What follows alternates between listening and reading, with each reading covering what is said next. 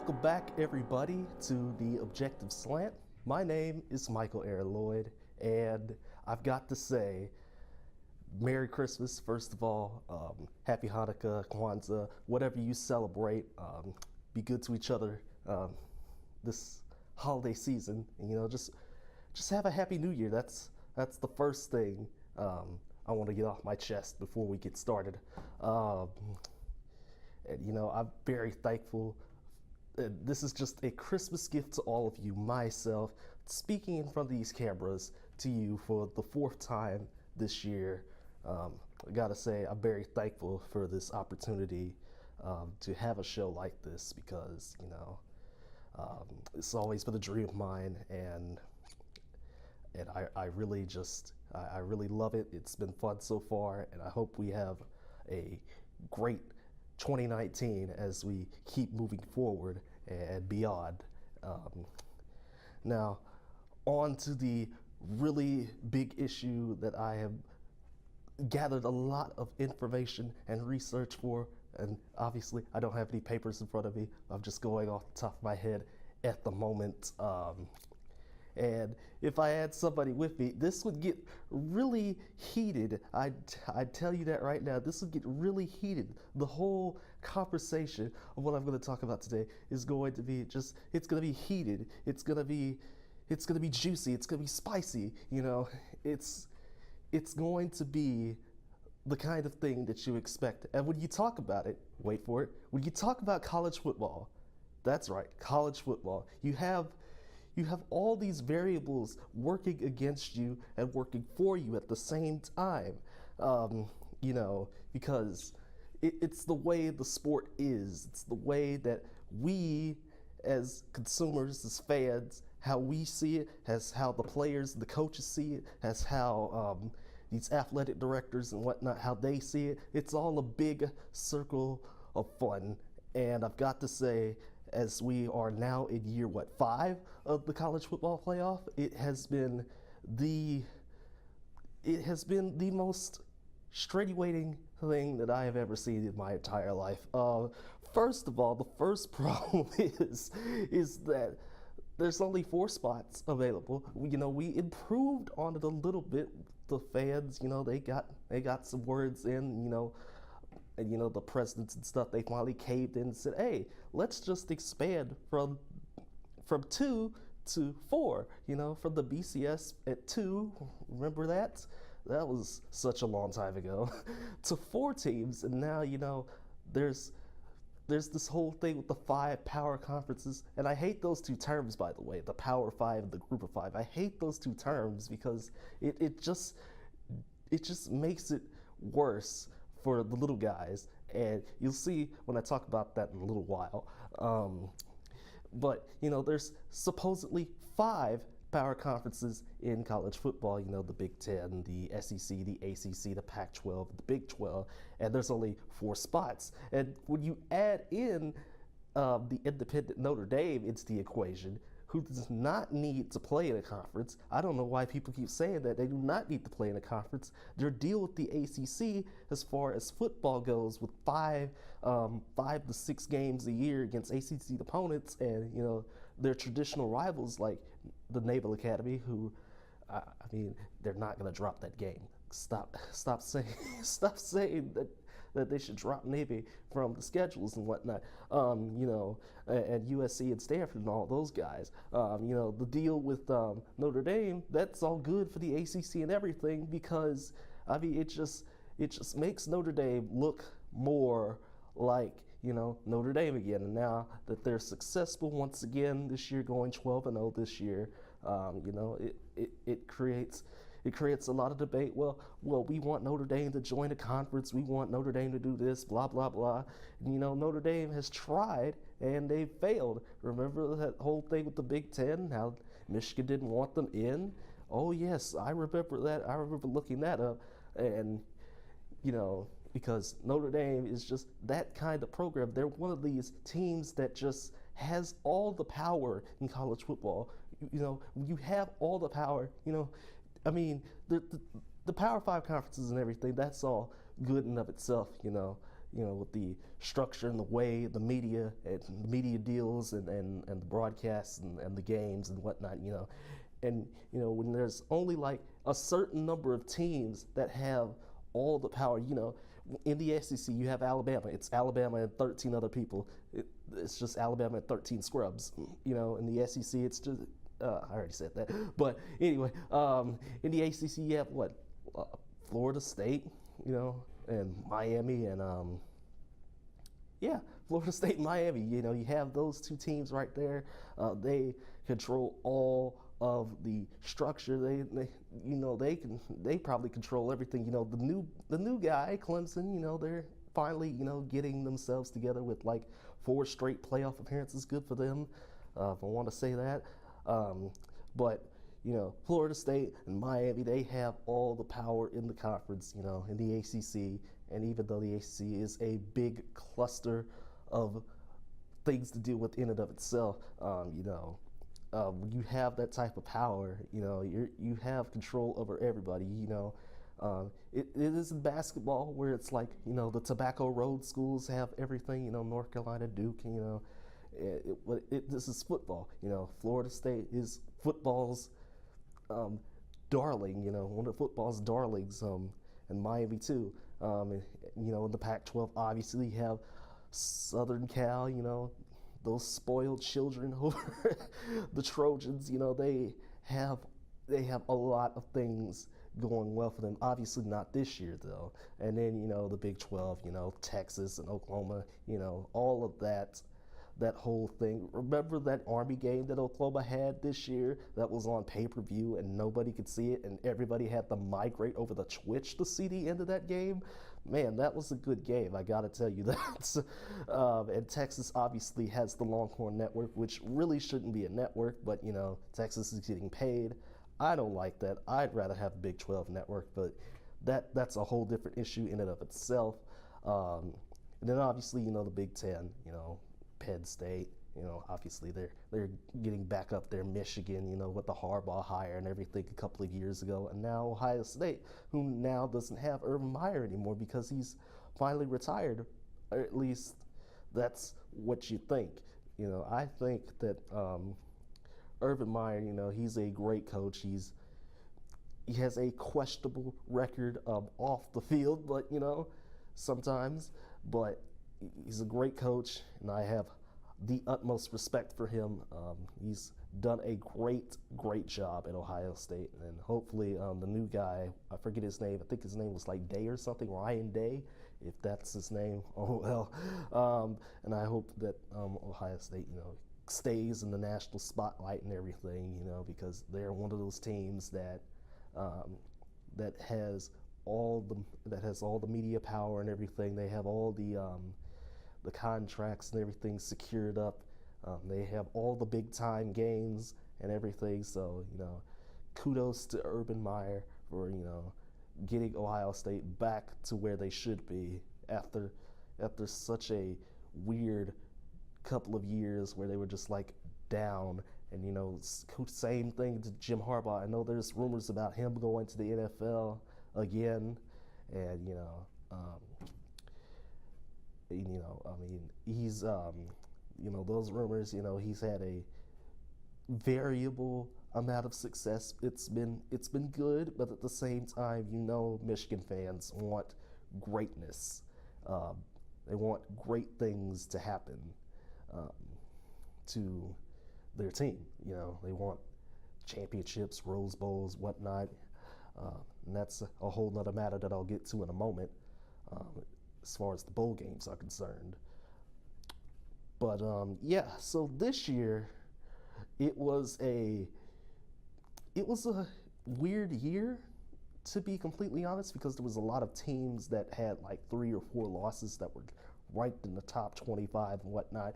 And the committee is obviously, the College Football Playoff Committee, they're passable. They've done a good job of selecting the best 4 teams, even though I feel that that's a criteria that really isn't the best way to measure up 4 teams. There was 4 undefeateds this year, and we all know who the 4th one is, and and I will get to that team in a moment. But there was 4 undefeateds this year and everything, and Alabama and Clemson, they were clearly the 2 best teams in the country. I get the arguments for not including Notre Dame, but at the same time, I do not. So Notre Dame clearly deserves their spot. And then Oklahoma, who played in the most unnecessary game this year and last year too. Remember last year against TCU, we had the Big 12 championship. Come back to Big D, come back to Arlington, come back to Jerry's World. Once again, that game is the single most unnecessary championship game that I continue to see every single year. Well, it's only been back for 2 years, but you get what I mean, because Oklahoma clearly won the Big 12. They clearly won the Big 12 with like an 8-1 record in conference play. They didn't have to play anybody again because it's all a round robin format. Round robin, they play everybody, and in a round robin format, you don't really have to play anybody again if you don't need to, unless there's like a tiebreaker or something, like in the case of 2014, I believe, with Baylor and TCU. But the committee wasn't going to let Baylor and TCU in anyway because they're too small. They're too small of a school to get in, so that wasn't going to happen. But so the Big 12 championship is a completely unnecessary game. And I know I'm just kind of jumping around here, but the Big 12 championship has never. I've seen there's been lots of cases where the Big 12 championship hurt teams' title hopes. All the other championship games as well. But the Big 12 in general hurting teams' chances, to get into the championship game, the BCS championship and now the college football playoff semifinals and whatnot at the New Year's Bowls and whatnot. Those games, those championship games hurt, and they hurt bad. But anyway, so when there's a Big 12 championship that just doesn't mean anything, just don't even have it. I wouldn't even have it at all. I'd rather get 2 more teams back into the Big 12. I don't know who yet.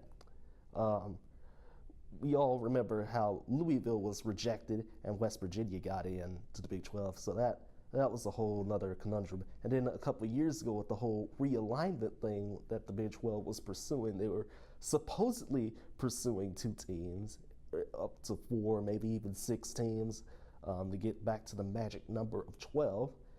And they didn't expand at all. They didn't want to share the pot. And Texas didn't want to share the pot with anybody, especially not Houston or anything like that, because Houston's another Texas school that brings in, the Houston market. And, the Big 12 footprint is very regional, and it's so regional that it kind of hurts it in a way. It kind of hurts the conference in a way, but at the same time, it doesn't, because there's such a national presence for Oklahoma and Texas that it's just doesn't even matter. But at the same time, there was also the BYU thing with the whole anti-LGBT stuff, and so that's why they weren't added. And had those issues not came to light, I would believe that BYU still probably wouldn't get in just because of this whole Sunday thing that they don't do. They don't play games on Sundays because obviously, Mormons and the church. So yeah, that's basically that. So now let me move on to our little media darling for the past 2 years. The one that everybody's been talking about, the Central Florida Knights, and I've got to say UCF, that has been a great run. You claimed the national championship last year, and now you're playing in the Fiesta Bowl this year against LSU with the opportunity to claim another championship, another one.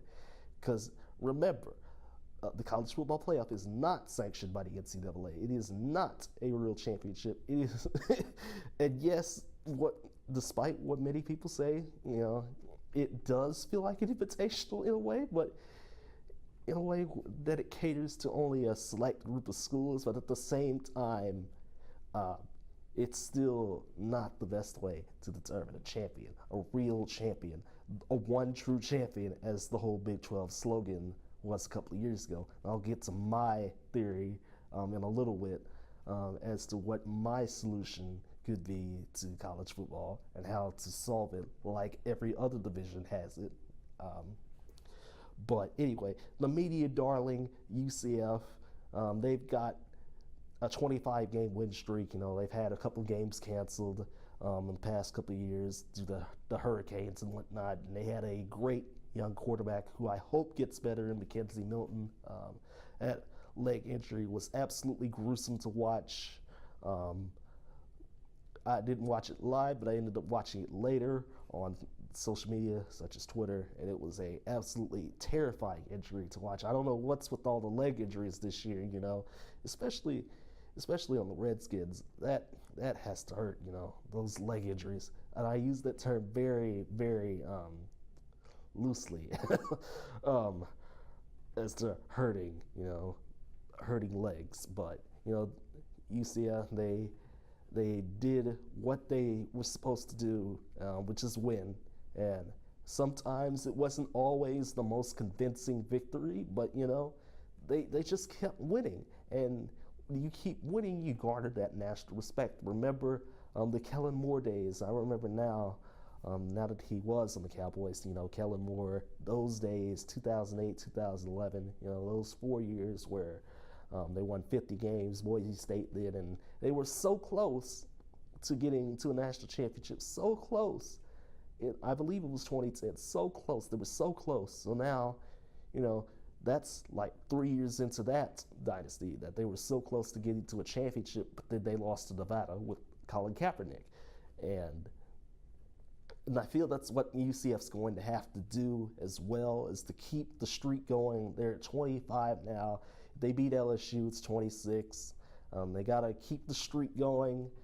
They got to keep winning their games. You know, they got to keep bringing the talent to Orlando to get what they need to get.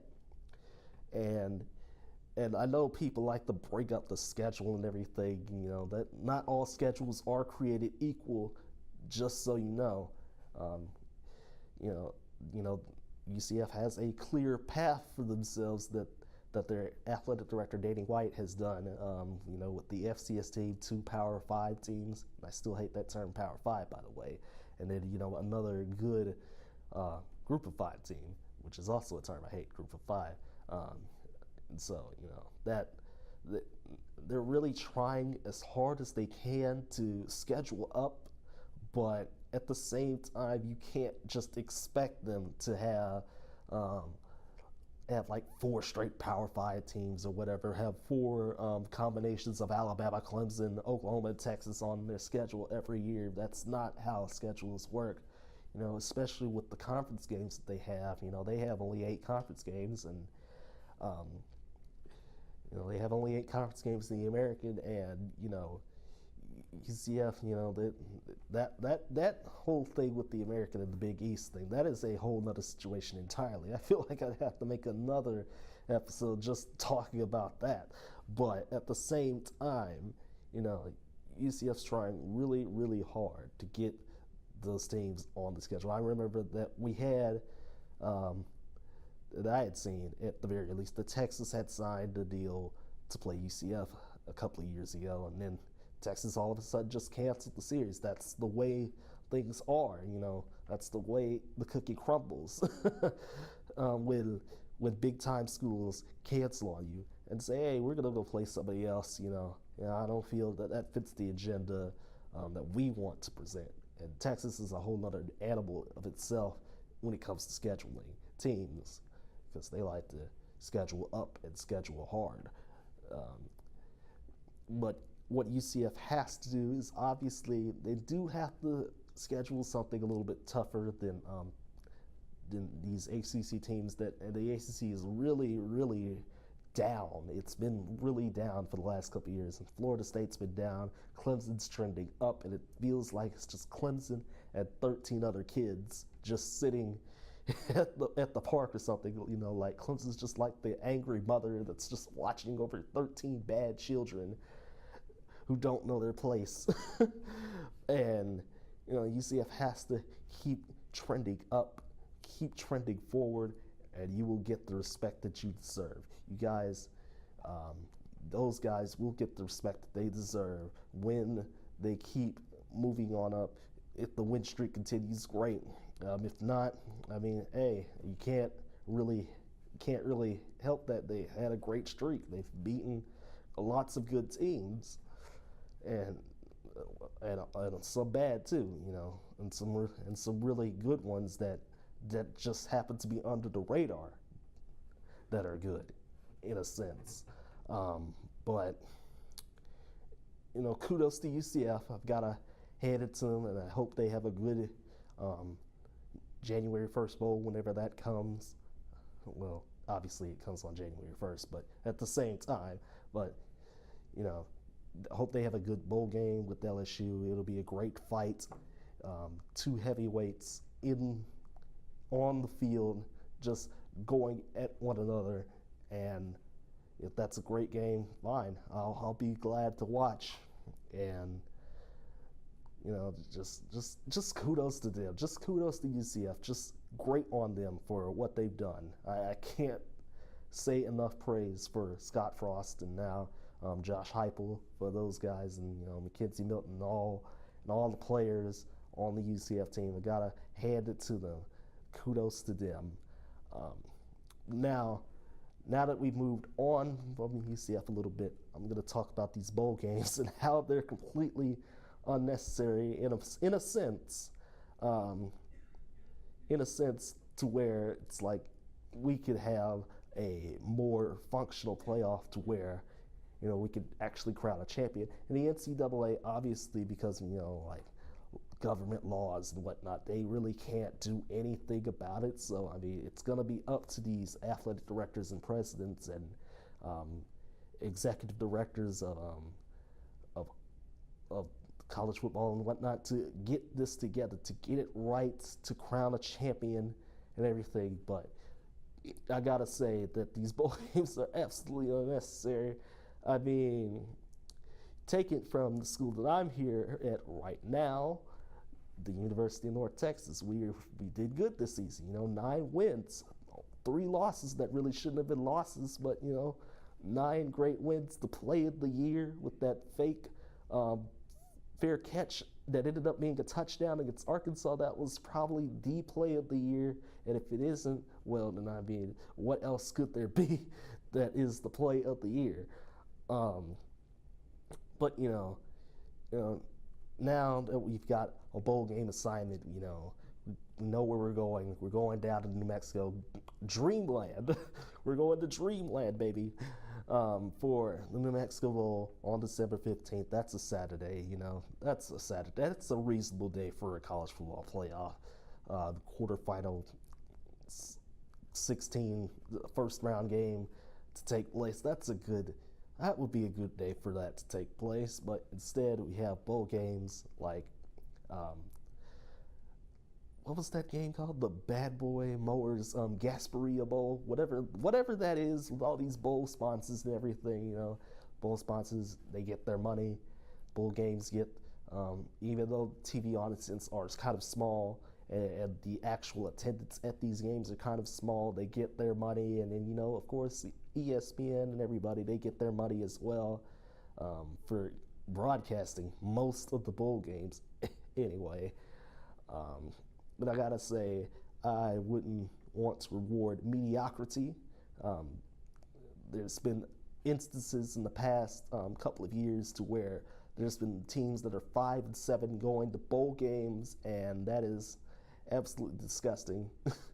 I know the APRs and everything, I forget what it stands for, but they have to have good grades and whatnot, good benchmarks for these athletes who don't get paid, by the way, who don't get paid for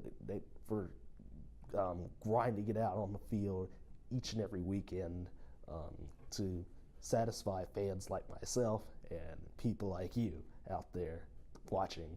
Um, there was instances of 5 and 7 teams going to bowl games, and now there's a whole lot of bowl games, a bit too many, about 40 of them. And I've got to say that's a lot. That's a bit too much. That's rewarding teams that don't really deserve it. I mean, obviously, a team like North Texas this year with 9 wins, with the rumor of Seth Luttrell, our head coach, going on to Kansas State.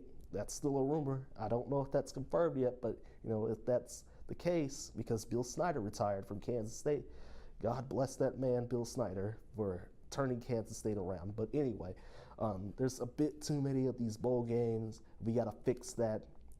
My solution to college football would be, and I know people are going to be like, well, so-and-so shouldn't be in this playoff because they have like 3 losses or something like that. Well, it's okay. We just got to get rid of these conference championship games that take place in the first week of December. And I'd put these neutral sites that they had these conference championships at, like Indianapolis or San Francisco or Dallas or something like that. I put those as the first round games. You got to work around the Army-Navy game too, which is also this week at the time of this filming.